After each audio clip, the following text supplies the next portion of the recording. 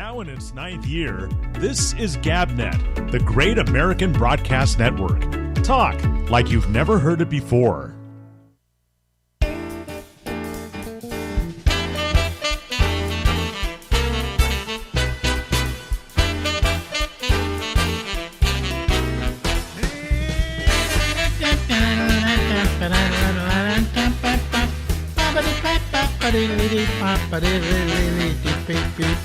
Hey everybody, this is Alex, and this is the Ramble. We go until midnight tonight. Ladies and gentlemen, he lives out on the west coast of the United States in San Francisco, where there's a bum sleeping in every doorway and a tent on every street. Oh boy. And the Salesforce building is virtually empty. The Salesforce building? Is that it's a huge ugly skyscraper? And there's nobody in it? I just read the other day they said it's virtually empty. I bet you could get an office there for next to nothing then, huh? Yeah, the commercial real estate in San Francisco has collapsed. They say a lot of banks are going to be stuck with the commercial properties now. So. Wow. Well, if you need an office, I bet you can get one for next to nothing in those buildings. Yeah, they're actually talking about converting them to apartments. Really? Oh boy. Here in New York, a lot of the office buildings are empty, and they're empty basically because what happened is during COVID, a lot of these companies switched to everybody working from home. And as a result, the office space became a thing of the past. Yeah, so I know the Apple, who's got that enormous building in Cupertino, I think they're kind of pissed because they want their employees to come back, but most of them don't want to come back. Well, once you get used to working from home, and there's nothing to say you can't be just as productive from home as being in an office. And I think that they should think about that the productivity of those people actually probably goes up a little bit, only because they're not because how much time do you waste in an office? They had a thing on CBS Sunday Morning this week about companies that the worst thing they're doing is holding meetings. There's like a meeting every day, and the meetings go on for a couple hours, and nothing gets accomplished in those meetings. And if anything, we do that in radio all the time. We had meetings. We had meetings, and the thing is, you have meetings, and they said that if it's especially a bad meeting, it has a deleterious effect on your company, because what you're essentially saying is everybody goes out of the meeting, goes, "Wasn't that the worst meeting ever?" And they said that's not good for a company. It's better that you hold. Yeah. And then they showed how much it costs to hold a meeting in actual physical time of the people there and how much they're getting paid, and it's enormous. And the meetings don't amount to anything. What they are is, I think, probably a power display by your bosses. So it's mostly just somebody wanted to yak on. It was a waste of time. An absolute waste of time. And they made a big, they said that they should stop doing these things. They should stop doing these meetings. Well, we have a friend, for instance, who works at a company, and they want her to come in twice a week. Now, why the coming in twice a week does anything for her productivity, I have no idea. But as you say, some companies like Apple are saying, we want our people in here, or we want them in here 2 days a week or 3 days a week. Well, how does that an advantage over the person sitting at home doing the work the other 3 days of the week? It doesn't make any sense. It all has to do with power. We have an office and we want to see our employees. Yeah, they probably think if you're at home, you're screwing off. So. Thank God we never had to work for a company like that. Even when I worked at Sirius, I don't think we ever had any meetings. that I can remember. I think a couple of times we had company meetings where they would have an auditorium they would rent out, and we would all go to the auditorium, and the boss would give us a report on how the company was doing and so on and so forth. But it was nothing where you were discussing how you were going to do business, So that's that. But anyway, we haven't talked about death today. No. Well, we did it last time, so you don't want to overdo the death thing. We can't. Well, you and I cannot get enough about the death thing. I mean, do you wake up every morning like I do saying, is this the day I'm going to die? I think more and more about, like, man, is this going to be my last year? Yeah, well, you used to have a saying about death and about knowing when you were going to die. You remember that one? You remember that? Well, go ahead, tell them. It'd be great if you knew what day you were going to die, but not the year. Yeah. Good idea. Great idea. I don't know. I want to know when I was going to die. Nah. But then again, you keep wondering. At my age, you especially wonder. But then, we were talking about all these people that had died at young years, like Peter Lorre, you said, died at 30, at 60. And you think about that, and you go, well, I could have died all these years, and I didn't. So I wound up to this age, and of course I'm getting to where, it's getting into that tunnel, right, that you're walking down. But still, I could have died at 40, and then never become the legend I have. But well, most people, I think they like it, but they don't want to talk about death at all. But Marjorie, my wife, says she'll be happy when she dies. I said, why? She has no fear of death. I have a great fear of death. Always had a great morbid fear of death. Me too. Yeah. And as I've told you before, I asked my father once, I said, I'm afraid of dying. And he said, well, you shouldn't be. You've been there before. And I said, what do you mean? He said, before you were born, you didn't exist. Mm-hmm.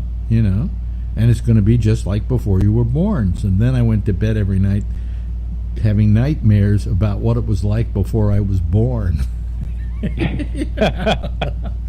That didn't help much, but he was right. We've been there before, in that area of non-existing, I think is what we're talking about here. Yeah. And it was pretty good,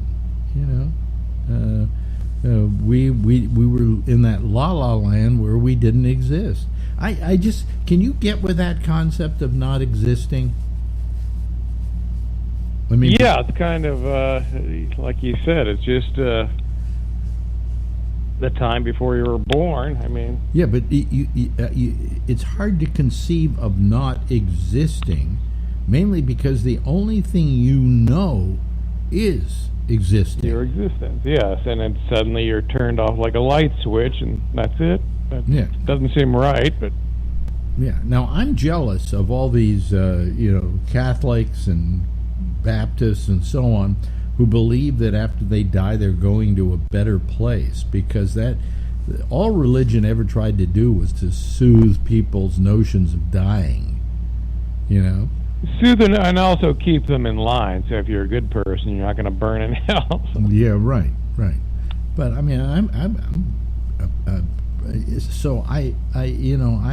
have always been jealous of those people, because they really think that when they die they're going to go see Uncle Harry and Aunt Mary and their mother and their father and so on.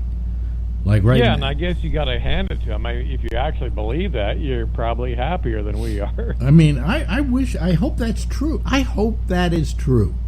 Yeah. Okay, I hope that all these years I've been putting down people for believing in something which, quite frankly, I can't start believing in. All right? and that I hope it's true, because then maybe I will meet, Aunt Mary. It would be hilarious. And Uncle look, Harry. there's Monty Hoffman. Yeah, meet my Uncle Harry. Wait a minute, I never had an Uncle Harry. Well, you do now. Yeah. But I mean, it'd be nice if I could think that, hey, I'll die and finally I'll be with Shecky. Yeah. That would be nice. Be nice if I could spend well, maybe not that nice if I could spend the rest of my eternity with Shecky. That might be hell, actually, if I think about it. And I love that guy. Great things I missed is that I never got to meet Shecky. You never did meet Shecky, did you? No, and he just sounded like such an interesting guy, and all the stuff that he had. Yeah, no, he was definitely an interesting guy. It was, what bothered me about his death most of all was all the information he had in his brain about movies and about television shows and so on, and a life spent watching these movies and putting them in an archive and so on. And that all of a sudden you die, and it's like turning on, as you say, a light switch, turning off a light switch. Mm-hmm. And one day I see him lying in the hospital bed, and the next day he's dead, and all that information, poof, gone. Yeah. And you go, why did you spend your whole life accumulating that information? And I do the same thing. I mean, I accumulate a lot of trivial information. I love trivial information. And I have a lot of it in my brain, and once I go, poof, it's gone. Gone. That's it. But, I just, so the futility of that bothered me, That I had nobody to call anymore when I saw a movie and wanted to know, who was this guy in this movie? Tell me about him. And he always had the information. I could. He was like Alexa. Well, yeah. Actually, he didn't. Past say 1960, I don't think he really cared about movies that much. He really cared about the old stuff. Yeah. And I'm the same way. I mean, I have always been interested in what happened before I was born. And I think my father instilled that in me, because he would talk about certain actors or actresses that existed before I was born and tell me all about them. And so I got liking that information. I mean, the fact that today the woman in movies that I would most want to have sex with is Clara Bow. Clara Bow. And up at 25. And everybody would go, who's Clara Bow? And I could sit here and tell them, and they wouldn't understand the enormity of her popularity when she was alive, when she was in the movies. And she was the biggest star worldwide. No question about it. Wow. For about, I don't know how many years. I'd have to ask Shecky. Shecky, how many years was Clara? The fact was that Clara Bow was finished at 25. And she was adorable. Have you seen pictures of her? I have seen pictures of her. Very cute. Am I right? Just adorable. And she had a personality to go with it. And she was a wonderful person. See, her problem was, folks, I'm talking about a movie star. Most of you never heard of it, and most of you don't care about. But she was a wonderful, wonderful star in that she never forgot her past, where she grew up. She grew up poverty-stricken Brooklyn, right? With a thick Brooklyn accent. And in Hollywood, they hated her because they all wanted to forget where they came from. And she didn't. She admitted to it. And there's this wonderful story about how this kid in Long Beach, out in California, wrote her a letter, and she read all her letters, all her fan letters. And he said, every week I go down to the pier and I sell newspapers. and it would help me. My family needs this money that I make from selling these newspapers, and you would be a great help to me if you could come down and help me sell them. She had her driver drive her down to Long Beach, found this kid, and then stood behind his counter or whatever, selling newspapers with him all day. I mean, this was one of those kind of people who was just genuine. That's a good heart. In a business that was full of phonies, Yeah. and people who wanted to forget their past. And she would go back to Brooklyn and so on. But there were rumors about her that she was promiscuous, that she had sex with every member of the University of California football team. Okay? No, she had a party where she invited them all over because she loved the team. But no, she didn't have sex with them. But that was the rumor that ran around, So she really was hounded out of the business. And then sound came. And she hated sound, but her voice recorded very well and very likable. And there was no reason why her career couldn't have continued, but she just couldn't take it anymore. Really? She retired with her husband to Arizona, where he ran for, I think, Congress. And so she wound up in politics, but she didn't want to do that either.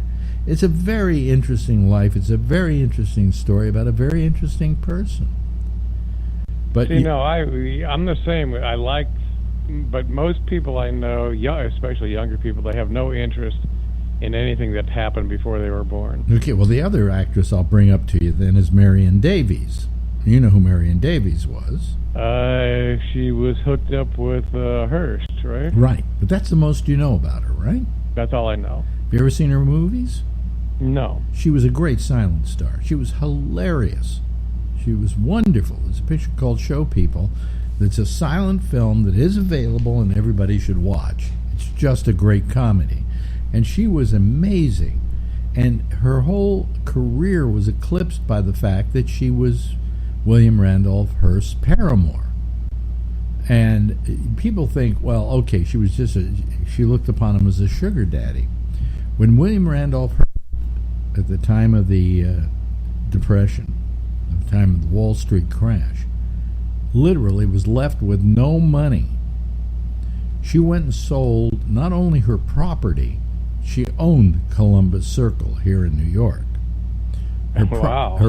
Not only sold her property, but all her jewelry that he had given her over the years, and then went to him with a check for $1 million and saved the Hearst empire. Jesus. So this is no hoochie mama. This is this isn't someone who was working overtime. That's a woman I didn't think existed. Yeah. Plus, after Hearst died, she went her separate ways because the family wouldn't even let anybody know that this was his girlfriend. In fact, when he was dying, she was so in such bad shape, they gave her some drugs to put her to sleep, and she slept through the night. When she woke up, every trace of William Randolph Hearst in the house was gone. And this was her house, by the way. So this is how the family treated her. Wow. But she went into building hospitals, and she did that. She had the Marion Davies Center in L.A., all kinds of things.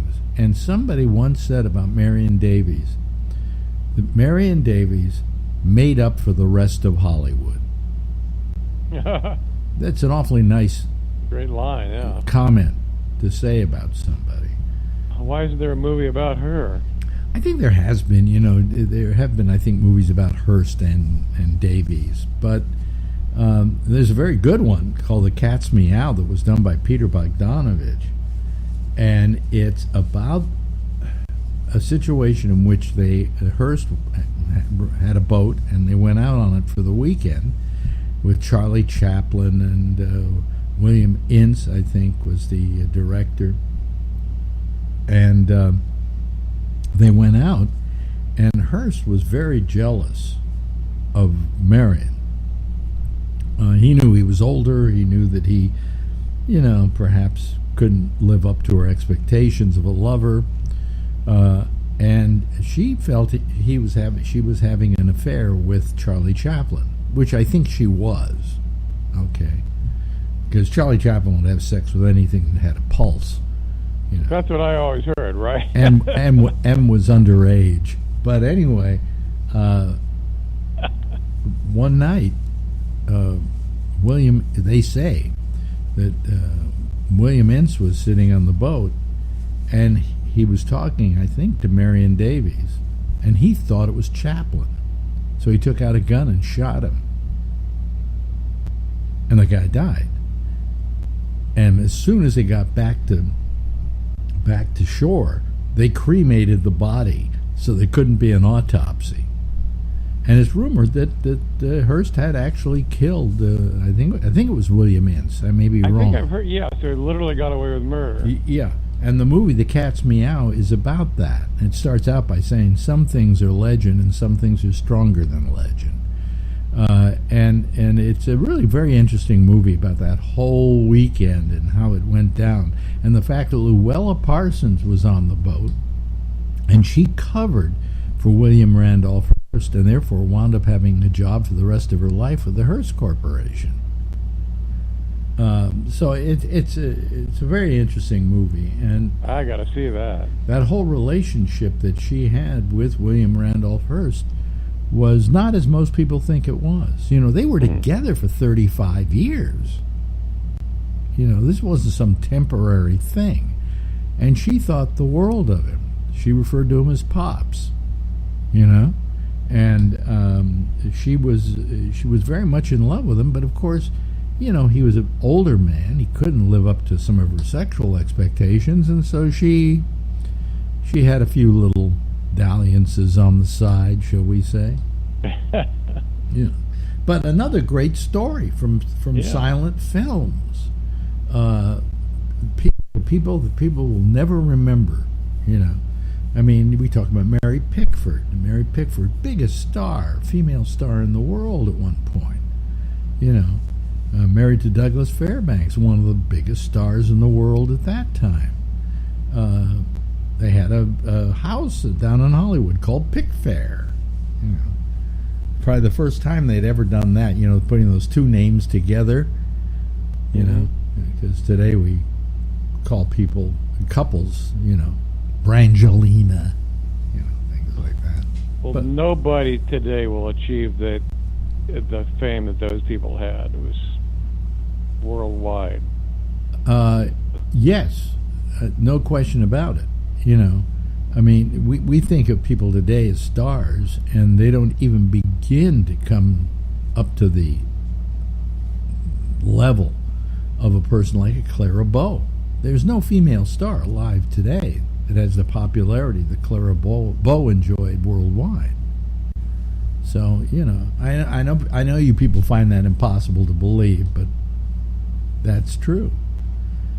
And so it's great.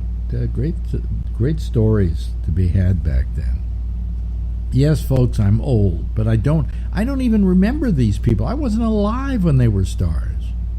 Okay, that's how far back this goes. These are people who had careers 100 years ago. All right, and they're more interesting than anyone today. Well, Clara Bow, I don't know the time frame, but I think she's 20s. Okay, her big period was the 1920s.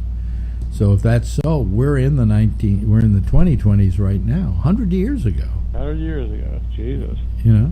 And we should remember these people. We should go back and watch those silent films, because if you think you love movies, and all you know is a movie that was made 10 years ago, if you don't watch silent films, you've deprived yourself of some great movies. I love silent movies. Yeah. Just make sure they have a good music track with them that goes along with it, and they're restored to a condition that isn't terrible, and watch them. They're great. They're terrific. I love silent films. But this is my mania of loving stuff before I was born. All right, and Anyway, so everything else going good. Oh, hey, Okay. what happened with your eyes? Oh, that's been scheduled August, a couple weeks from now. Oh, okay. I thought it already happened. But No. have you got a guide dog lined up? He's going to have cataract surgery. No big Well, deal. yeah, which I'll probably, let's see if I can cancel this for the 8th time. So. No, don't cancel it. Do it. Do it. It's simple. It's really amazingly simple. It sounds disgusting, but it's amazingly simple. Yeah. Anyway, I'll talk to you later, Larry. Yeah, you can, and my guide dog. Yeah, and seeing eye something. For Larry Bubbles Brown. Thanks, Larry. Bye. Thanks, Alex. Now in its 9th year, this is GabNet, the great American broadcast network. Talk like you've never heard it before. Ah, yes. Larry, good old Larry Brown. We'll have him on again next week. We love Larry. I love Larry. Anyway. Yeah, I just got off a phone with Amazon. Guess what? You know the delivery I was supposed to get yesterday, and they said it was not been rescheduled for today. Well, I got a note from the people who were supposed to deliver it saying we couldn't deliver it. That's getting a little frustrating, you know. I wait around here all day for a package because if you're not here, sometimes they don't deliver it. And you wait all day, and it doesn't get delivered, and that's very frustrating. So you wait around the next day because they say they're going to re-deliver it, and they don't. Okay, so I call up Amazon, and I'm telling you, it is just, you know, Amazon used to be so good. They used to be so delightful to do business with, and they're not delightful to do business with anymore. They just aren't. I'm really it kind of saddens me because, you know, I always felt that of all the companies that they had out there that were suddenly going to pot and they weren't doing their job and it wasn't working, that you at least had Amazon. They were still living up to a certain standard. Well, I don't know. I guess Jeff Bezos just doesn't care anymore. And it's just terrible. I mean, I recorded the 11 minutes. I put it up, by the way, on YouTube. If you go over to YouTube, not the live page, but the recordings that we have, it's right there. I just put it up. And you can just hear my frustration. I didn't think it was necessarily worth playing here, but you might like it. You might find it fun. You might want to comment on it, you know. So I'm happy that those people are screwed up too, because now the whole world is screwed up. I don't know. Anyway, let's bring on some people here for what is another frustrating exercise in internet radio, and they're lady or broadcasting, shall we say? This isn't radio. I used to work in radio. I know what radio is, and this isn't radio. And there's we lost Jeff. Oh well. Hello, Josh. Hello, how are you? What's happening? Not a lot right now. Yeah. Sitting around, waiting for the shows. Well, here it is. Here it is. For better or for worse. That's right. You know. Yeah, it's probably for worse. You know, so it's not been a good week for me. So, it's like the whole world is attacking me. Yeah. You know. You feel like Trump, Mm-hmm. the victim. Mm-hmm. Everyone's out to get you. You didn't even do anything wrong. It's just not right. Only in my case, I'm right. You know, I mean, what did I do that was wrong? Nothing. Yeah, I know. You didn't steal any elections or commit any felonies or anything, so it's not right. Yep. So anyway, you know, it's but I finally decided I came up with a new theory, because I have two things now that are happening vis-a-vis the apartment, neither of which would get us kicked out of here, but they take tons of lawyer money to solve. Okay. And one of those things that was very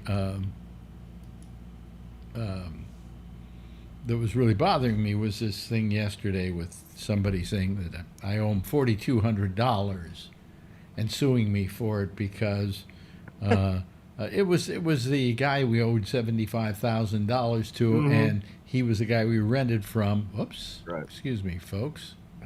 God, go back. And so when we paid him off the $7,500, he kind of kept fudging about paying off the returning to us the security deposit, right? So we simply took the security deposit off the top and gave him the rest, $70,800, Right. which seems to make a lot of sense. You know, I could say to him, "Hey, send us a security deposit," but he wasn't going to do that. You know, Right. So you know, I mean, I'm in the right here because I mean, what is the judge going to say? Well, listen, you send him his $4,200 deposit back, and then you send him $4,200. Yeah, right. And then You know, that doesn't make much sense, right? yeah, he doesn't need your deposit anymore, right? Because you're severing the rental. Well, no, he doesn't need my deposit, and Or he, whatever. on top of it, that's money he has. Right. Yeah. So he's not out any money. He has the whole $75,000 from us. It's Yeah, money out of our pocket into him, you know. Right. But I finally decided that, and the landlord who, you know, is playing footsies with the renewal because he wants to renew at a higher rate, like $1,800 more than the I thought, can they do that? no, per they, the agreement no, you they, had? no, they can't do that. But here's what happens: they do it, right? Right. And then, in order for you to get them to not do it, you got to hire your lawyer to go out and chew out their ass. Well, after it's all through, I've spent about $5,000, Right. and that's what they're counting on. They're counting Right. on the fact that I just to hell with it, But I told Marjorie today, I said, I tell you, I'm through. I said, if anybody's going to talk to the lawyers, you can talk to them. I don't want to deal with this. Yeah. Just let me know when we either have to move out or when we have to pay $4,200 to that asshole, Yeah.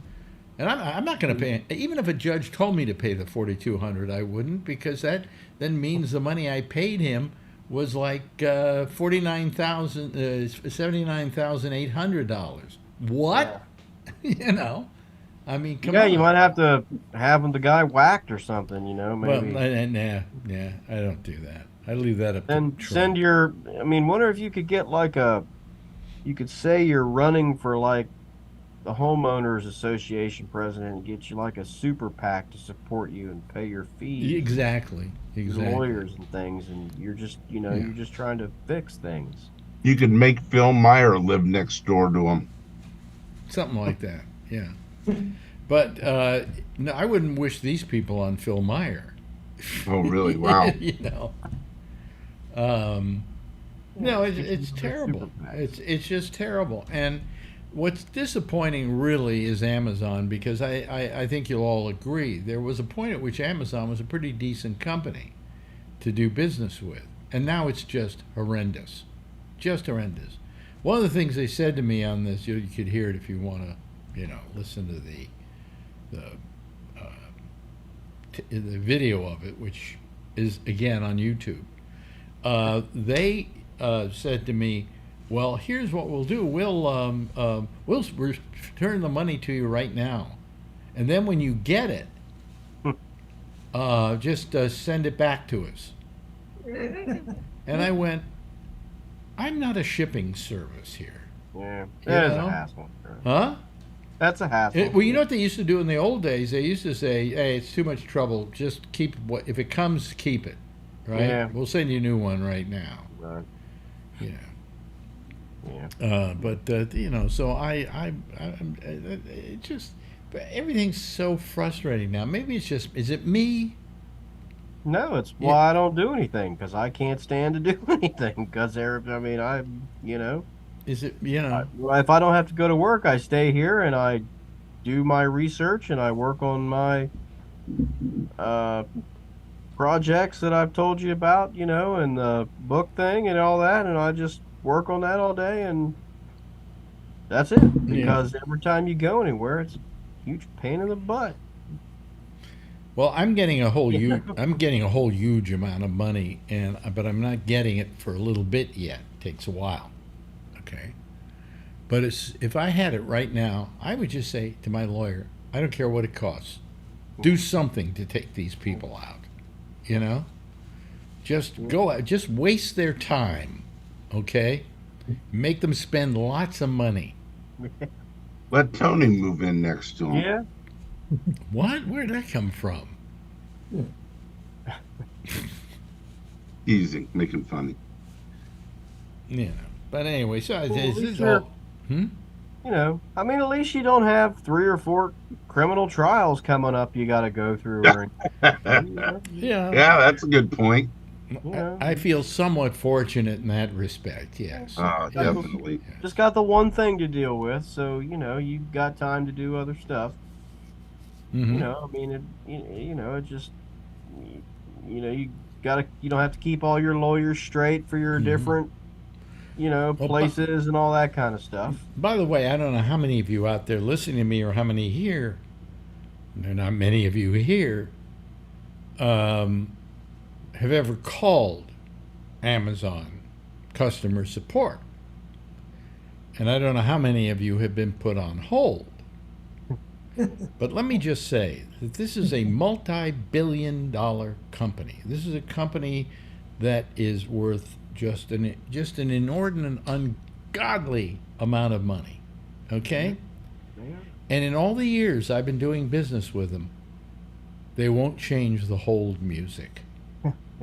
It is the same piece of music over and over and and I got to tell you, Amazon sells music. They could buy some of it, okay, and play it while we're waiting, so I don't have to hear the same song over and over and over. I've been hearing it for the last 15 years. Profits are in the margins, I mean, they're just doing what they can for your, Well, stock. they probably figure if they play this music long enough while you're on hold, it will drive you nuts. Okay? And by the time they get to you, you're weakened. You're completely beaten down. Almost all these companies that you talk about now have basically just adopted, like an insurance company's playbook and just, deny, and then hope that you just say, no, I'll pay to fix my own car, I mean, Marjorie went through this with a delivery that was supposed to come, not from Amazon, but from a company that was sending her a replacement iPhone for one that broke, okay? She was here for about 5 days before she finally got it, because they were supposed to deliver it and then they didn't deliver it and they didn't know where it was, and we're sorry, and you know what they always do? They always say this, and I get sick of this. Oh, well, we're sorry. No, you're not. No, you're not. If you were sorry, I get tired of it too. I wouldn't be calling you right now. Oh, if I'm on a recorded line, I say, no, you're not. You don't say that. You're just an employee. What are you sorry about? And I yell at the person, but then I say to myself, I apologize to them, because I go, I just know you're another person who works there, and there's not a damn thing you can do about it. That's right. But I'm yelling at you. Please know that I'm yelling at the company, not you. Yeah. Because I feel about it. Some poor schlub who got a job that pays $15 an hour. If that, it's Amazon. It's probably like 10. When Amazon first started, you had English-speaking, Americans or whatever on customer service, but it got so big and grew so now it's in the Philippines. Well, I think some of these people have great English, and some of them don't. Well, all I know is that I got a woman, and it sounded like she was Asian of some sort, may have been Filipino. I talked to her, And she says, I'm going to have to turn you over to my supervisor. So I stay online with that miserable music playing. Yep. And then her supervisor comes on. I thought I was talking to the same woman. It was the same accent. You know, Apple, speaking of that music thing, Apple has got a neat thing that they do. If you call Apple, they'll say while you're on hold, you can listen to Yeah, right. contemporary music, press 1, jazz, press 2, that type of thing. That's a smart move. Because they pay for the rights. Yeah, absolutely. Well, when you're as big as Apple. But I don't know any other company that does that allows you to listen to music that you might like to listen to. Yeah, but I mean, the time on hold is not as long as it used to be. No? It used to be hellish. You know, I remember waiting online on hold to talk to somebody for 45 minutes with some companies. But, you know, I mean, the fact that I wonder if you live in the Philippines, if you call Apple support, if you get an American. Oh, Yeah.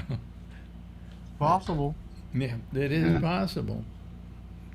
You know. So I'm just frustrated by everything. I'm just, you know. We don't have too much Amazon trouble here, so maybe it's because it's so busy there in the New York. But things don't always get here, you know, as fast as they used to, obviously. But it's not. Well, I don't care about speed. I care about when they say Monday it is going to be there, that it gets delivered. That's what I care. Because I usually stay around because I know that there are certain problems, maybe getting into the building, or they have to ring up and I have to ring them in, and if I'm not here to ring them in, they might give up and just go away. So I have to stay here. And so if I'm going to stay here, I want you to deliver it. That's all. Just deliver it when you say you're going to deliver it 5 days from now. Oh, by the way, last night we were talking about HP and what a con that is. In fact, I'm getting a new printer tomorrow because I just don't want to even have to buy any HP products. Okay, Yep.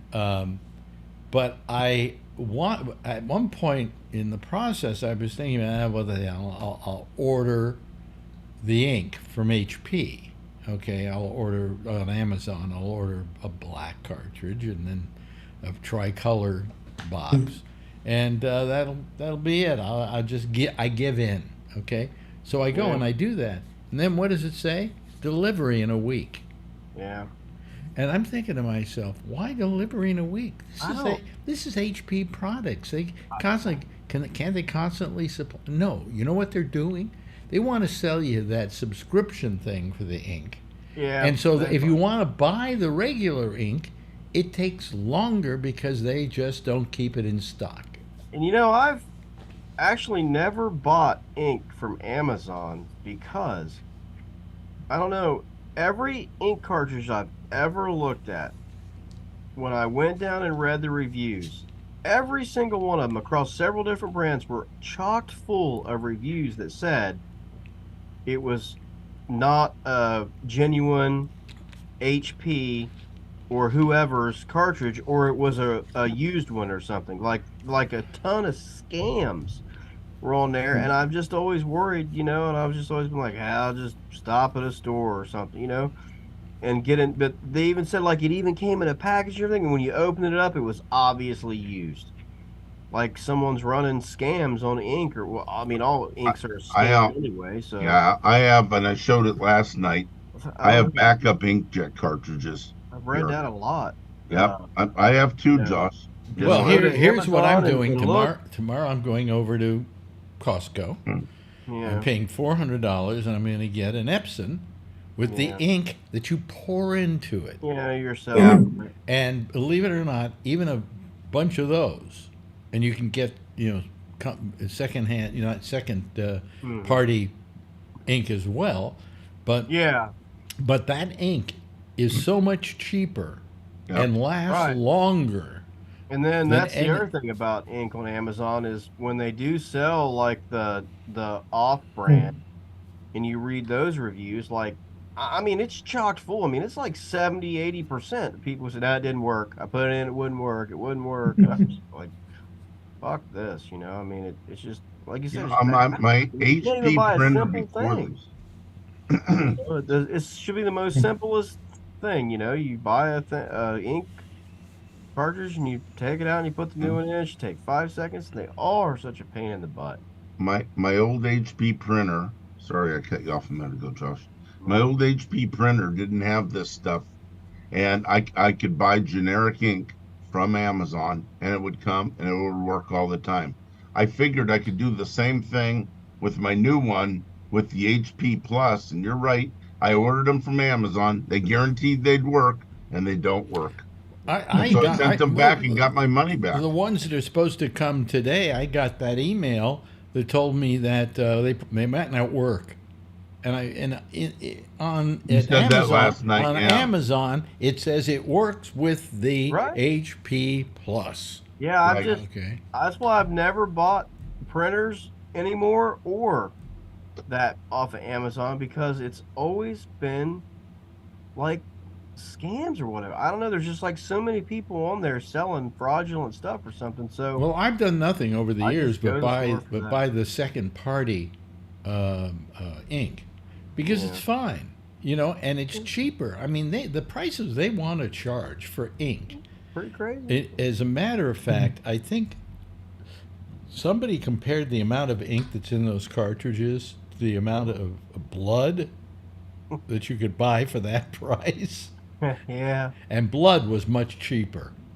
Yeah. I mean, all printers and printers and ink, I mean, they're all scams. I mean, they're all pieces of shit.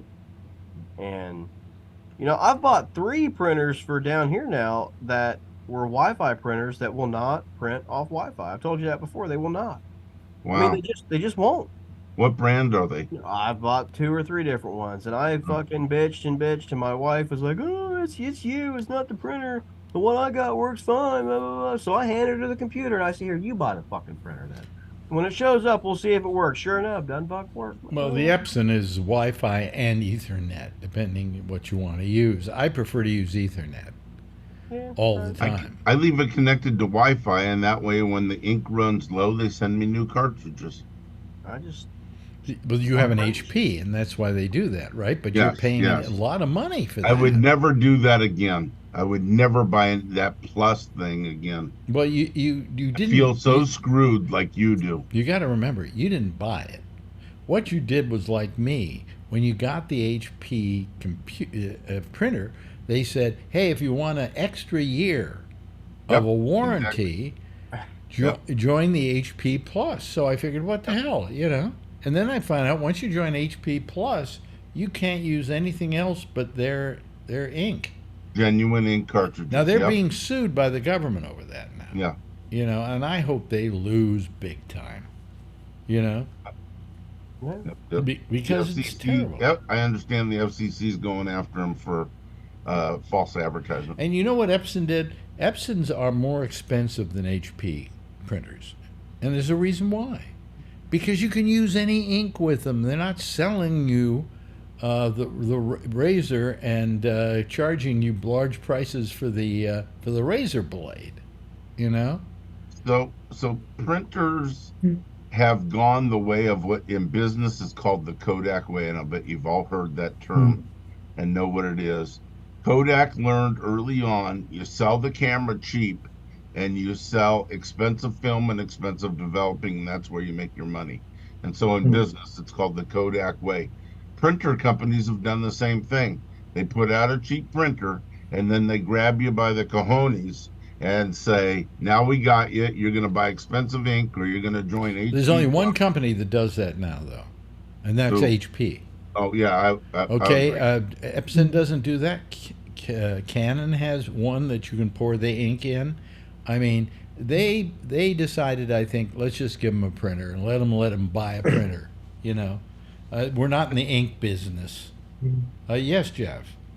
I think a lot of the cars that are manufactured now do the same strategy, where, well, your car needs to be fixed once a year, tuned up, right?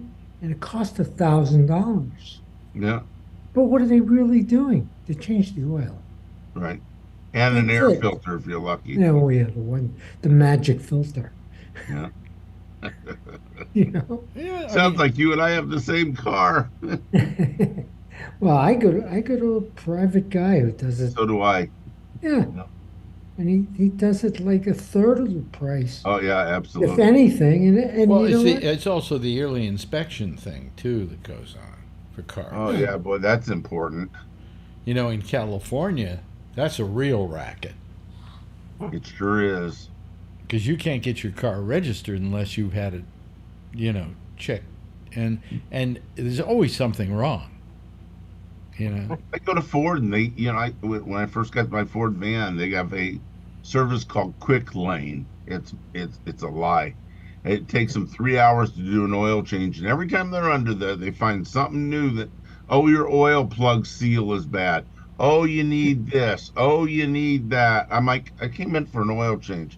Don't look at the rest of the vehicle. Change the damn oil. What was it they always used to make a big deal out of? Were the seals? You need new seals. Yep.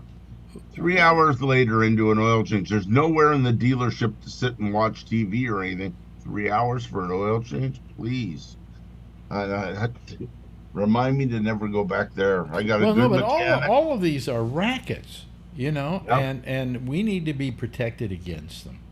Yeah, Okay. absolutely. And the reason we need to be protected against them because there's nothing we can do about it. But yet California makes it easy for them. Oh, they say, oh, if anybody's upping the price and everything because they have to do a yearly inspection or doing it fake, we'll go after them. Sure, you will. First you got to prove it. Then I mean, come on. Where are all the protections for the public? There are no protections for the public Not anymore. anymore. Not anymore. But anyway, gee, nobody's calling tonight. Well, How weird. Friday night, too. I know. Baseball, football, what? No, just me. Nobody loves me anymore. Oh, that's bullshit.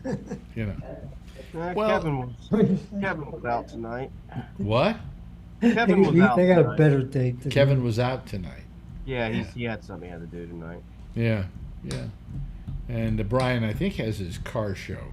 It's a big thing with him. Mm. I Yeah. told Kevin, I said, look, I don't give a shit what you got to do, Gabnet, or else, Yeah, right. kick you out of the fucking club. Right. Tell the kids you can't tell your kid you can't celebrate her birthday. You've got to do Alex's show. That's right. That's absolutely. Simple enough. But I tell my mother, I say, I can't take They're care of you on breaking, Friday anymore. I got to do it on Saturday. So They're you- breaking rules for people. They're all going to want it. You know what I'm sick of? Hey, Alex, what are you sick of? I should never start out that way. I should just say, here's another thing I'm sick of. First of all, we all know that places like MSNBC, Fox, and CNN have an hour of news to fill. And so if, let's say, nothing's happening, let's say the waters are all calm all the way around, they will take the smallest story and blow it up into a big festering pustule, It's not news anymore. Right. So here, I'm watching the news this week, and every hour they're with this Hawaii thing. Now, look, I'm very sorry what happened in Hawaii. I'm very sorry what happened to those people. I think it is a horrible tragedy, and I think if you have any way that you can help, you should do something about it. But, ladies and gentlemen, do we have to hear about it every hour on those news stations? And here's the worst. Every 10 minutes. Here's the worst part about it. Okay, I was watching, for instance, the national news with Lester Holt, and they're there. And here's the report. It lasted 13 minutes. I counted it. 13 minutes the first night out. And what they do is, out of that 13 minutes, I would say that 10 minutes were people crying on screen. They go to people, they start interviewing them, and then they say things they know will trigger crying in them. And then when they get them crying, that's the clip they show. Yep. And so what they're doing is showing an endless procession of people crying. Number one, I'm tired of seeing that, and here's why I'm tired of seeing it. It's not that I'm a cruel person, and I don't like seeing people. I don't want to see people cry. You're compassionate. I'm compassionate, and I don't want the networks to take advantage of their grief, which is exactly what they're doing. That's what I feel. Anybody disagree with me? No, I mean that's typically how they cover disasters. Is Yep. Over and over and over again. A lot of sensationalism, and I mean, I think we're all aware of what happened. No reason to report on it like that. So yeah, I know, a lot of Republicans were giving Biden a hard time for not going out there. He doesn't care and all that. I mean, he hasn't gone yet. I mean, it's. Well, I think the smoke hasn't cleared yet. I mean, they got on Obama for one of those things where he didn't go immediately, and he finally said, "I didn't go immediately because it's a bad situation, and I didn't want to go there and muck it up with my presence." Yeah, I think Biden's going this week. Well, when Biden goes, here's all he's expected to do. Oh, isn't that terrible? Yeah, they'll take a tour. They'll it fly doesn't over. solve anything. It'd be better right. if he stays back in Washington and gets those people money. Yeah, I mean, the same tour that he'll get from the helicopter could be done with the drone while he watched from the Situation Room at the White House, right? I mean, and costs a lot less money, But I mean, it's a big deal to fly the president into something like that. It isn't like you just put him on Air Force One, he lands and he walks out and talks. The Secret Service have to go there a couple days in advance, have to get all the different routes, where the closest hospitals, his blood type, all the different things that are involved in protecting the president that people just don't see. They think the plane lands, he walks off, and he gives a speech. The question is, what is him being there going to do? How is the situation going to be any better? Now, would it be better if he stood and sat in Washington and started passing some legislation to get money to those people, immediate relief? Yeah, I mean, I think the visit is good because I've heard a lot of firsthand account and testimony from people I've seen interviewing and stuff in the past that said those things. What they do is it allows him to bring people with him, like the FEMA director and the important deputies to that person, who will then interface with the local people and say, what is it you need? What are you not getting? What can we do for you? And they can get quick action and results via the entourage, that comes with him and things like that. So I think, what's the difference between that, though, and just telling the FEMA director, get your ass out to Hawaii? Well, I mean, I agree. I mean, I'm not saying it's really changes anything. I'm just saying that I think the visit is okay. I just kind of rolled my eyes a little bit about some of the criticism that I heard, like that he hadn't been yet, so he must not care. And I'm like, it sort of hasn't even really cooled off from the flames yet. I mean, give it just a minute here, I mean, he'll go in a few days after it's under control. I mean, they're still looking for bodies, if you will. I mean, yes, they are. I don't really think anything was wrong there. It's just another one of those deals where we're just looking for criticism. Where why does he just go out to Hawaii and throw toilet paper at those people? Wasn't it paper towels? Paper towels in Puerto Rico. Yeah, yeah. Yes, Jeff. Okay, I got to tell you a little bit about what's happening with my wife and her friend. Her friend invented this idea because she lost her brother when he was like 10 years old, and she was very upset about this, and really never knew how to handle that. So she started writing her own books for kids. and also give them toys and other things. And it was a nonprofit organization for people who are grieving, for kids. And it's kind of successful in a certain way. But, you know, it was, anyway, there was a place of group for the same place where all these people are dying. And they had sent them and bought some of their stuff maybe a year or two ago, but they knew about it.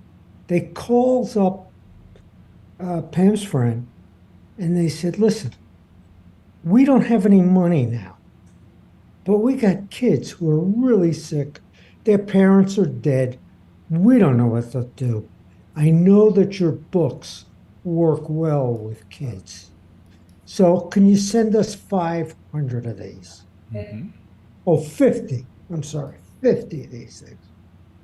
They sent them 50 units like in 2 days. And I know that for certain kids, something that you can do. And I'm very proud that they did that. And, you know, we had to throw it's a nonprofit, so everybody had to throw some money in to pay for the stuff. And that's it. It wasn't gazillions of money, but it was substantial money from anybody who invented. Yeah. So it's a pretty good thing. And I think there's a lot of things that people can do. And forget about the government and everybody else. Sometimes you just got to send them a free hamburger. Say that, as a theoretical idea. So, I think that's a nice thing that she's doing, Jeff. Yeah. Oh, yeah, obviously. Yeah. And, you know, and they're working on it. This gal has a job. She, you know, she does this stuff at night or early in the morning or whatever, and has a couple of people who help her. But you know, what bothers me is when they tell the president, "Here's what you got to do." You know, you've got to go out to Hawaii. Got to see these people. You know, it doesn't. I want him to do something for those people, not go out and plug up the works with, you know, flying a big huge airplane in there and his crew, and then every news person in the world following him around on this thing. You know, I know what that's like. I mean, I was through it myself when we had the earthquake in the marina. And really, you just wanted the news people to go away. You know, you were grieving over your neighborhood. Did you see Oprah was there dropping off pillows and stuff like that, and then they told the CBS crew that they couldn't go and follow her in. Yeah. Well, I mean, was she bothered by that? She sort of understood, but it's like, yeah, why are you guys trying to get a publicity, pictures, or are you, really donating money and trying to help them? Because I guess she has she's the biggest single property owner there. Yeah. Yeah. So, but yeah, at the beginning they weren't letting even people that had like gone away because of the fire and they had all their belongings in their Airbnb or some house that they'd been renting out in Lahaina area. They couldn't even go back through there, but then they're going to stick presidents and people through there just for for publicity pictures and all this other crap. So yeah, well, I mean, she does live out in that area, so it makes sense that she would want to help.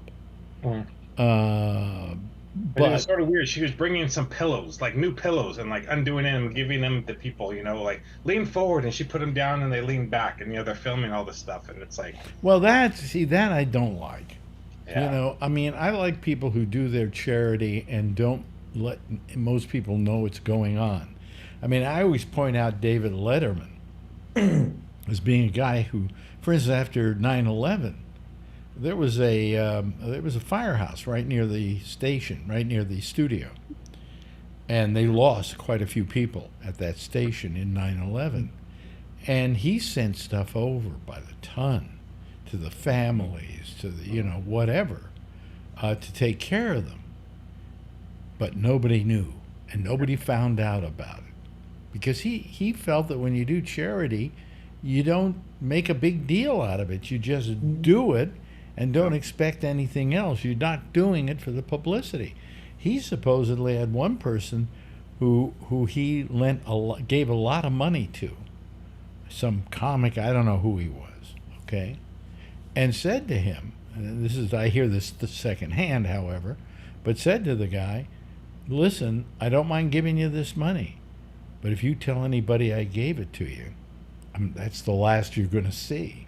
Mm-hmm. And he did not want publicity for his charity. And then people would say, well, why don't you do more for charity? That guy put more money out of his pocket for good works than maybe any performer in the business. And yet he didn't want anybody to know it. He didn't want the publicity he would get from it. Because he said, I'm not doing it for the publicity. I'm doing it because there's some human misery out there and you want to take care of it. So I'm very suspicious of people who then go in, we're going to do this charity for the people in Hawaii. Come on, everybody, look at me, how good I am because I'm doing this. Just shut up and do it. Yep. Oh, wow. And don't think that the publicity is going to make it worthwhile doing.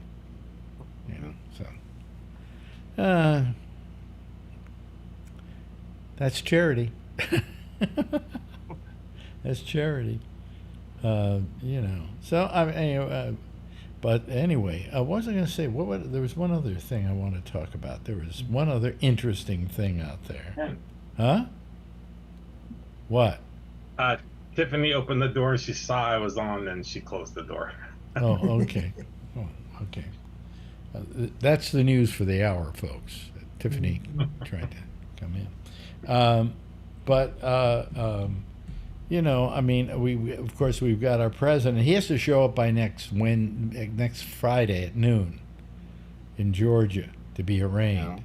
What happens if he doesn't show up? I guess they go out and arrest him, huh? Warrant, right? Yeah, I would assume that they issue a warrant for the arrest. I would say. Yep. Yeah. That'd be my assumption. In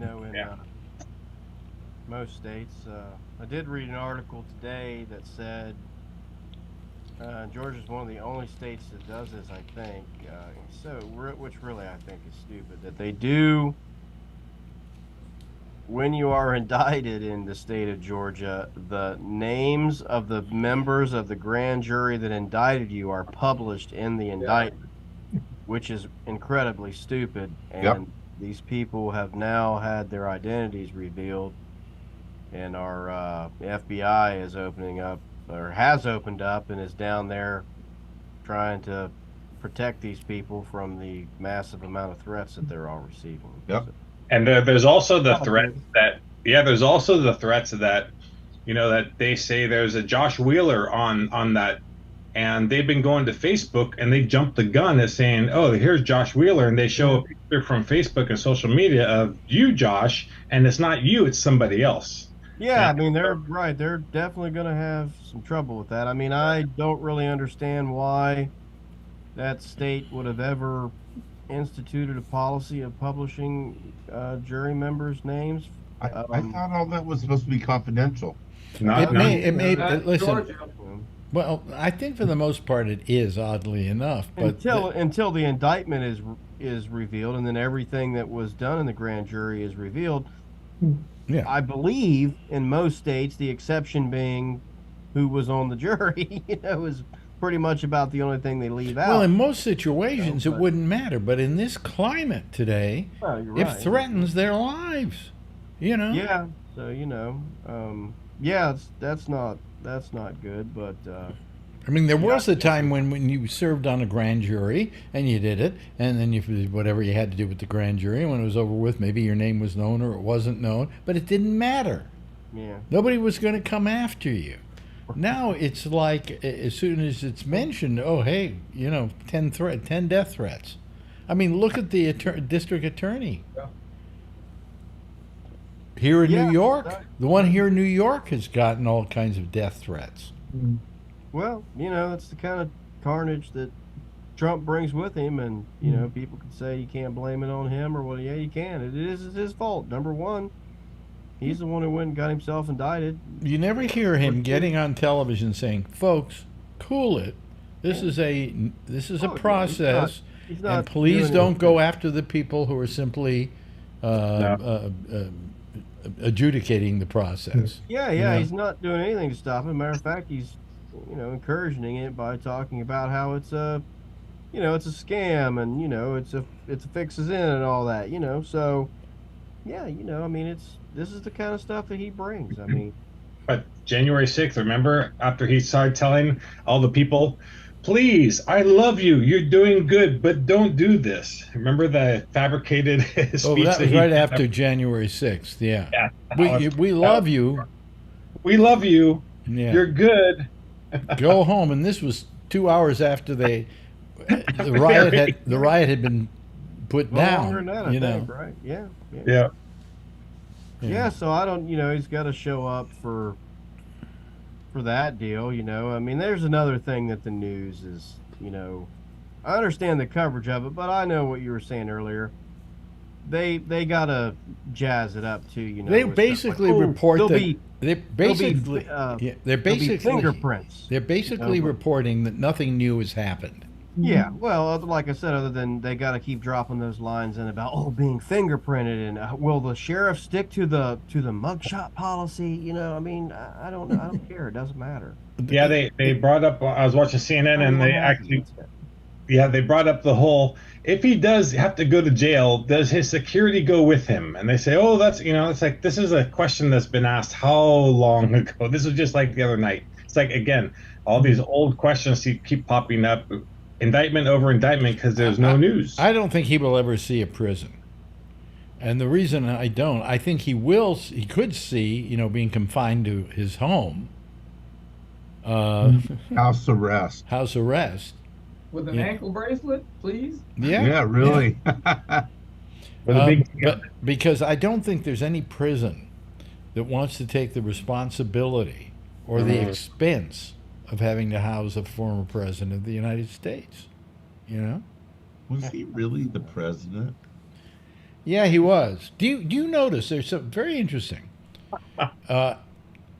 Everybody's president after they're president. The news people refer to him as President Obama, President Bush, President Carter. They never referred him. They never referred to Trump as President Trump. They refer to him as Mr. Trump. I still think there's like this blur in my history of life of this whole COVID and Trump all like mushed into one, and I don't remember or believe much of it.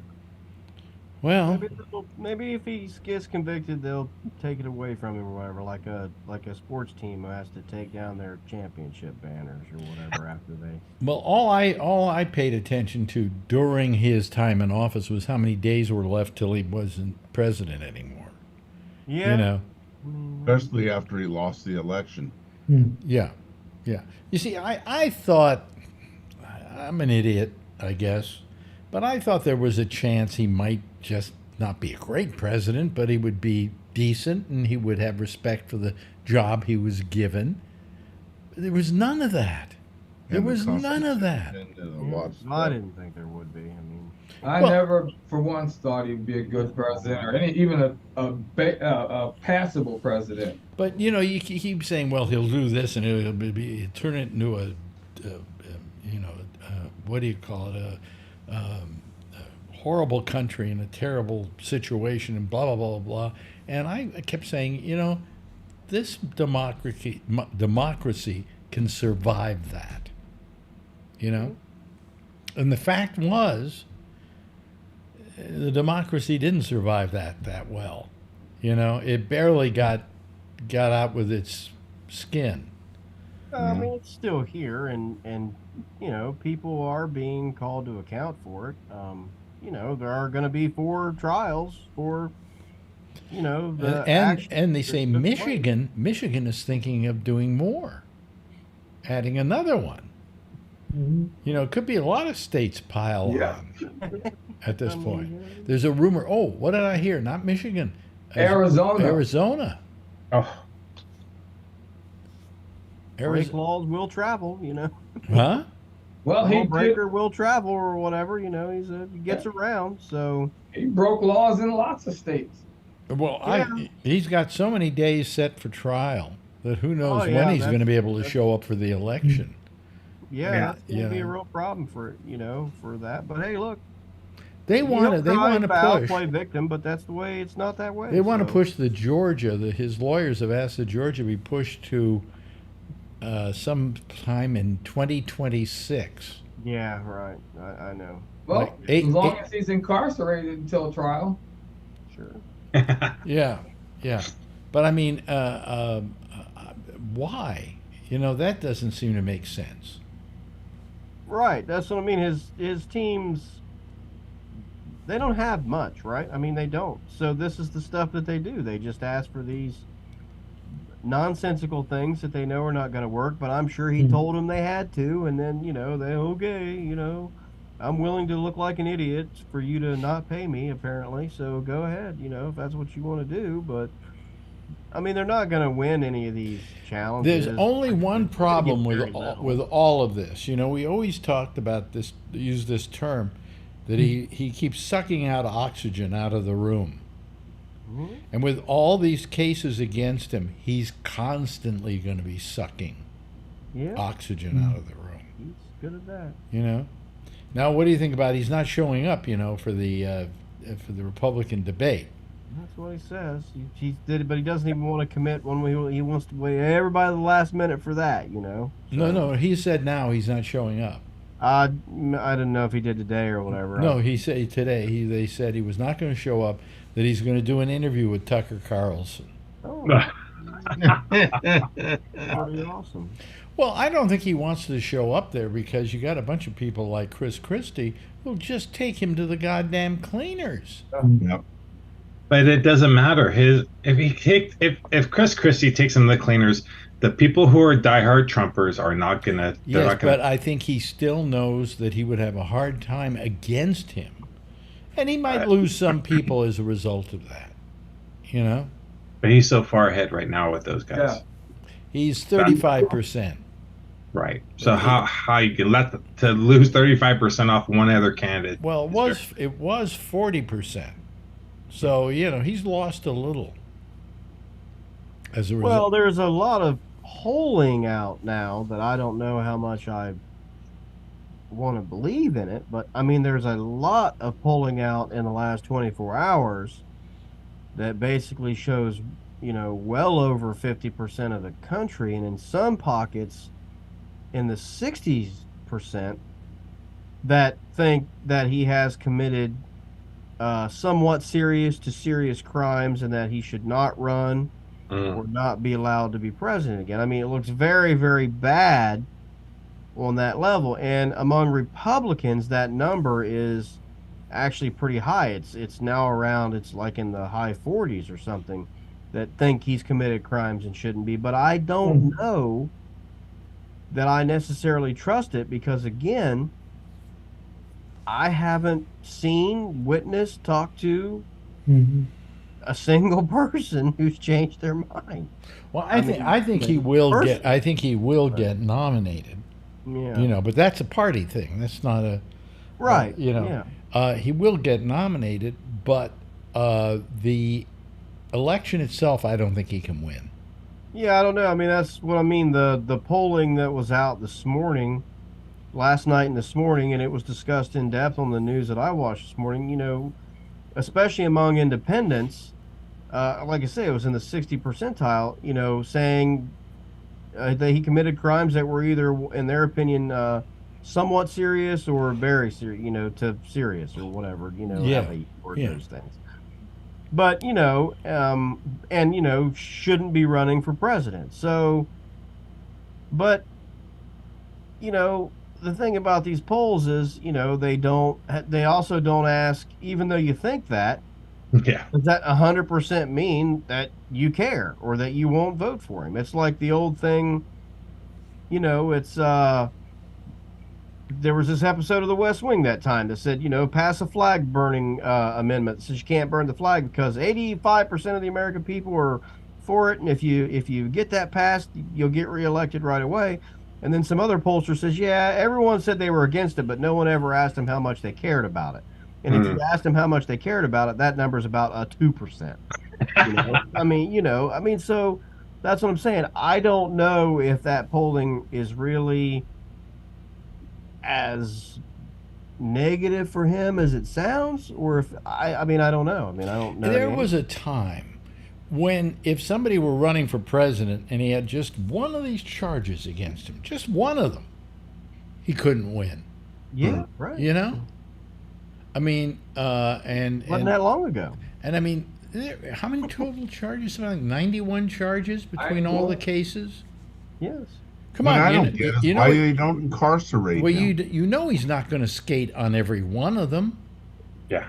Right. Yeah, they're probably even just 10 years ago, 15 years ago for sure, there was not really a way that a person who you could say on Super Tuesday, this person will not be at a hotel watching results. They will be in day 9 of their criminal trial for X, Y, and Z.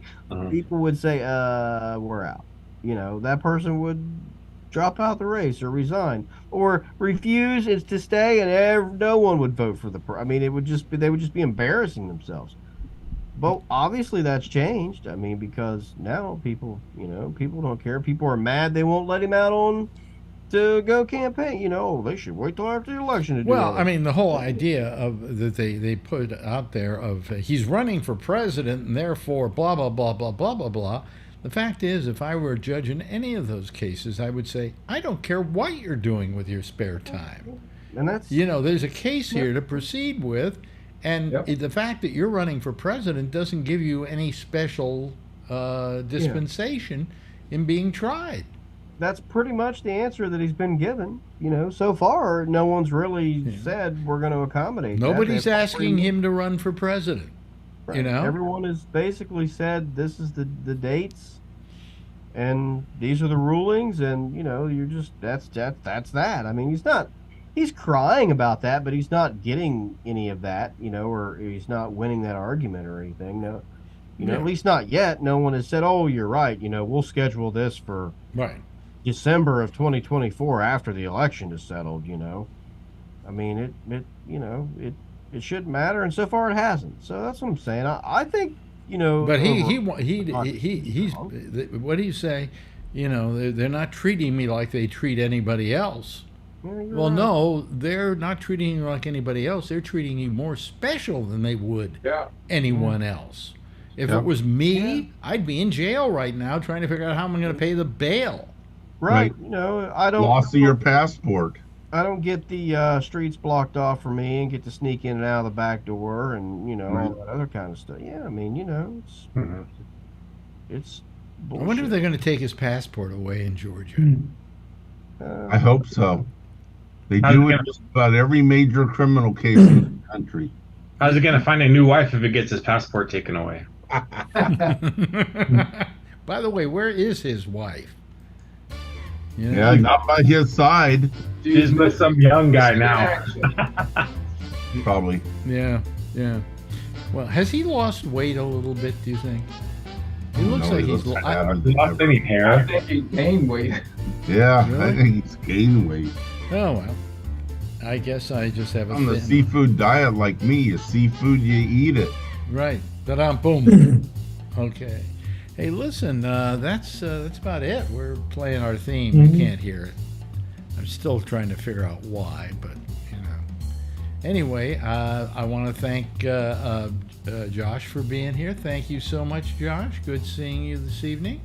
Jeff, thank you. As always a pleasure. You're always there for us. So is our good friend Alan, and Charlie is there when there isn't softball. How's the weather out there? Still hot? Yep. Okay. Just check his Facebook. He's doing, instead of COVID deaths, he's doing how many days of over 100 now? 42 consecutive days of over 100 degrees. It's cool. It's cooling down here. Unbelievable. Yeah, it's finally cooling down here, but who knows? It may go back up. And we're gonna get a huge storm, huge hurricane or something. oh yeah. Good luck with the hurricane. Wow. Actually, It's gonna hit LA first, though. It's It's okay. not supposed to hit the Bay Brian, Area. thank you so much. Everybody, give a big wave goodbye, and I'll give a big wave goodbye at you, okay? And then I will fade to my camera. All right, there we go. There they go. That's our citizen panel for tonight. There's another one that's going to be forming, like like a scum on a pudding. Next, right here, with Jack Bishop and the intersection at Skype, with Gabnet Live being the place to call. I'll see you again. Let's see here. Monday, we do the pop-up show at 4 o'clock on Facebook, and then we'll see you again right back here, 10:30 on Wednesday. Same time, same station in life. In the meantime, as always, if you see her, tell her I love her, okay? Good night, everybody. Have a nice weekend.